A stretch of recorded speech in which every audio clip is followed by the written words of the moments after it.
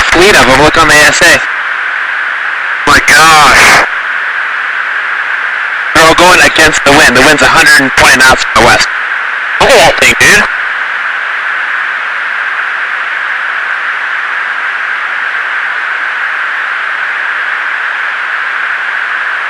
That's not our LNS though, is it? It's not. That is the LNS, dude. Well, if there's like... Look at that thing. It's rotating. What you see in this video was captured by some of the United States Navy pilots in 2015. The location for this incident was over the Atlantic Ocean closer to Jacksonville, Florida, and the incident has been nicknamed Gimbal. This UFO-looking craft was seen flying over the clouds for quite some time, after which it was not just noticed to be completely coming to a halt during its flight, but also rotating in a controlled manner. Now, although this event happened in 2015, the video did not come to public attention until it was leaked and was published in the New York Times in 2017. But the US Department of Defense has only officially released this video almost 3 years later in April 2020. And there are some very interesting points to be noted in the video. The first and easily noticeable point being the reaction of the pilots to the object. Look at that thing. It's rotating. Now, while a regular person who does not know too much about aircrafts might be easily amused by something they do not recognize, we cannot say the same is applicable to military pilots, who are extremely familiar with the way different aircrafts around the world operate.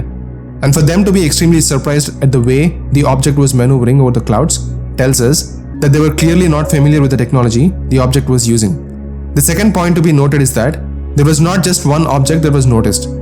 As the pilots point out in the beginning of the video, there were multiple objects that were seen flying. This was only later confirmed by a lieutenant who was familiar with the incident and noted that there were multiple smaller objects that were flying in a formation ahead of the bigger object shown in the video. But perhaps the most important thing to be noted here is that this was not a one-off incident, and these incidents have happened more often than one would think they would happen. There are numerous incidents every year all around the world, not just reported by the general public, but on many occasions by military pilots. While a good chunk of these incidents later turn out to be explainable, there are a significant portion of them which are never fully understood. Go Fast is the nickname for another incident that happened in 2015 as well, weeks apart from the gimbal incident, and was also captured very close to the location of the gimbal incident. Now, the frequency of these observations is important because it signifies how these crafts have been noticed to be appearing at will to military personnel and are still characterized as unidentified to this day. This shows how less we understand about what these are. Understandably, there are a lot of ways these incidents are interpreted by the rest of us who never had a first-hand experience of coming across an UFO. So while some end up concluding that these are definitely extraterrestrial in nature, some say it's too premature to conclude anything, and that there could be some mundane reasons that explain these incidents. Now this ambiguity is expected, because short video clips showing some shadowy objects behaving funnily in the air could just be anything, and doesn't provide any concrete evidence to conclude anything. But interestingly, the pilots who came across these objects during their flights on several occasions seem to be having very little doubt that these are extraterrestrial in nature. David Fravor, who was a lieutenant commander with the US Navy in 2004, is an example.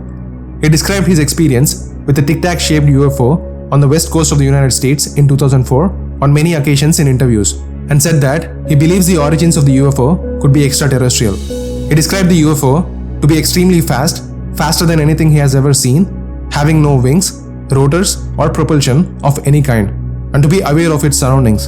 And this is what we see in this other video, also released by the US Department of Defense. The video was taken in 2004 by the crew members who chased the UFO after David Fravor returned to the ship after his encounter with the UFO and shared his experience with the crew. Encounters like this, especially by highly qualified military personnel, which go unexplained for years, raise a lot of important questions. On July 23, 2020, the New York Times published an article saying that the Pentagon's UFO unit will be making some of its findings public. The article also quoted Mr. Eric Davis, an astrophysicist who worked as a subcontractor and then as a consultant for the Pentagon's UFO program since 2007, saying he gave briefings to a Defense Department agency as recently as March 2020 about retrievals from off-world vehicles not made on this earth. This statement adds strength to the story of Bob Lazar, who revealed in 1989 that he was working on reverse engineering alien spacecraft at a facility called S4, which was associated with Area 51. Bob Lazar provided various details on his story regarding the observations he made while working on the spacecraft, saying that there were about 9 alien spacecraft in Area 51, one of which he was told was an archaeological finding. The spacecrafts apparently used advanced propulsion systems similar to the one being displayed by the UFOs in the videos Go Fast and Gimbal, which is not completely understandable with the knowledge we currently have. The power source of the spacecraft he worked on, he said, came from a reactor which was potentially using element 115, which was later synthesized in Russia in 2003. According to the details he provided, the reactor powered a set of gravity amplifiers, and the generated gravity beam was directed by gravity emitters and an antenna to create a distortion of time and space that propelled the spacecraft. Although there was a lot of controversy surrounding the credibility of the information provided by Bob Lazar, it definitely was and is very intriguing information, which awoke curiosity in the minds of the general public. With the existence of Pentagon's UFO program becoming public knowledge in the recent years, with some of the recordings of military UFO incidents becoming public, and confessions from military personnel and people associated with the UFO program regarding off-world vehicles not made on the Earth, there is only more credibility being added to Bob Lazar's story. Mathematically speaking, given that we have way more than a few trillion stars in the universe, there is almost no doubt that Earth is not the only planet that is currently supporting some form of life.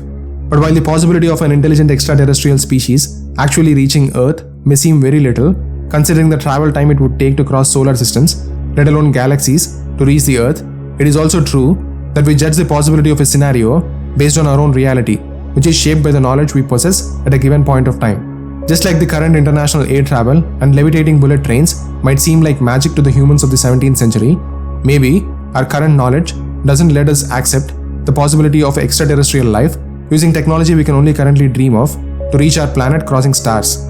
But if they did, and if there is truth to the story of Bob Lazar and the observations of the pilots during the UFO incidents, then there is no doubt that we are living through historic times. That's it for this video, guys. Please comment below and let me know what you think about UFOs. If you liked the video, please press the like button, subscribe to the channel, and turn on notifications so you get notified the next time I post a video. With that, I'll see you guys in the next one. Until then, take care.